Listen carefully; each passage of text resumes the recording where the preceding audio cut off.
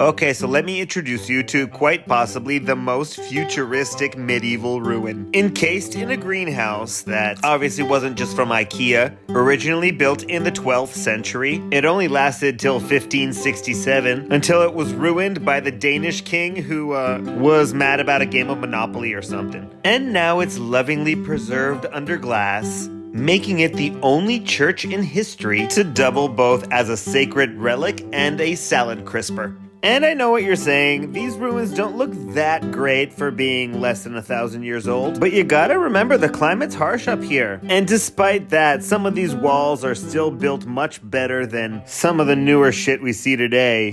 Like, for example, just take a look at this rounded piece here. Turns out there's a bunch of them in all the walls. They're supposed to act like a stabilizer.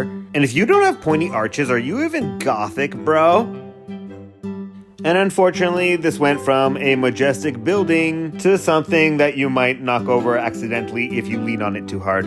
What? That's why they put the glass around it, which was built in the 90s, I believe. And it's both modern and confusing, because it's like the ruin said, I want to feel outdoorsy, but also have air conditioning. This here is the original brick floor, and it makes me wonder, how much do ruins have to be ruined before they're officially called ruins? And whether it would be ethical to turn this place into a discotheque. The cathedral aren't the only medieval ruins in Hamar. It's adjacent to an entire compound, which were likely the living quarters of the bishop. As we can see behind me in the style of classic medieval bishop bling, with its very own moat in the basement. The compound is surrounded by gardens, likely filled with weird vegetables and judgmental farm animals. But I didn't quite ask what the situation was with the running water, so it probably really wasn't that great. In fact, until modern times, I'm pretty sure life in Norway was miserable. Just look at the statue's face, and what the... Is that a finger? That better be just a mold.